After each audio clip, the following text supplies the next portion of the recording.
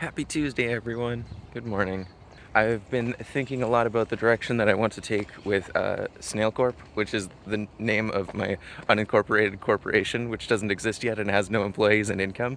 I've been trying to think about what the big idea behind everything that I've been doing recently is. To give you some background, there are two projects that I've been working on that I haven't yet made videos with.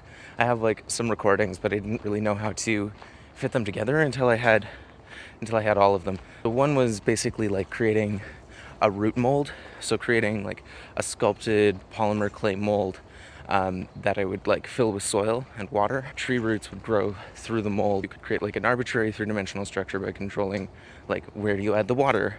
I had this idea that it might be better to actually use wood instead of a polymer, because over time it'll decay, but the wood will rot away and the roots will grow through it, and you'll just have roots exposed to the surface.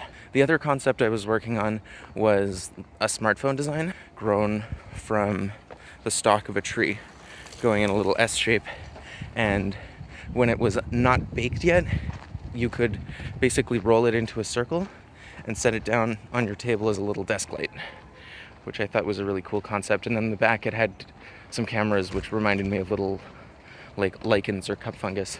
That sculpture also came along with another, which was essentially a little desk lamp made out of a bioluminescent tree. So the idea is during the day, it gathers energy through photosynthesis, and then at night it glows, and the glow that it produces would be able to charge the smartphone through the screen.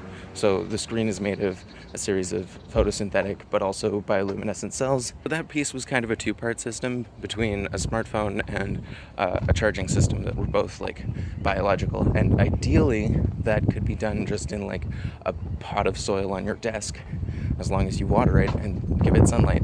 So between those three pieces, the root mold, the smartphone, and the bioluminescent desk lamp, I've kind of represented biofabrication. And so for those of you who know 3D bioprinting, it's a similar idea. You're trying to get living cells to grow in a specific shape.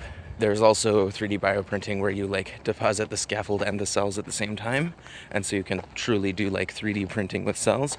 The issue is cells tend to reposition and do things on their own, because there are lots of considerations that aren't really included in the the Blender files or whatever. The real distinction between 3D bioprinting and biofabrication is that biofabrication involves specifically guiding the growth of cells and tissues in order to make structures, in order to fabricate.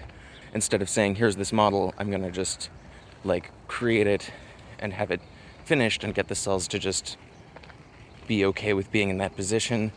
I'm going to direct the growth of those cells so that they produce the structure that I'm looking for over their lifespan. So the future that I see for biofabrication as a whole is that eventually one could grow something like a smartphone. There would be a growth process that would involve this looping back and forth, and electronic components get grafted into the tree. Grafting is a process where you take the branch from one tree and introduce it to another.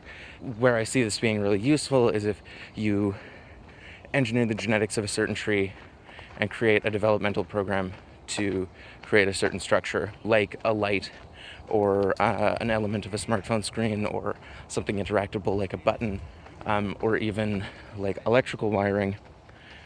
You can implant that into existing tissue as long as the underlying genetics are similar enough. So that's just a little recap of everything that I've been working on recently. I didn't really know how to fit each of those things into an individual video. They sort of felt like they should come together.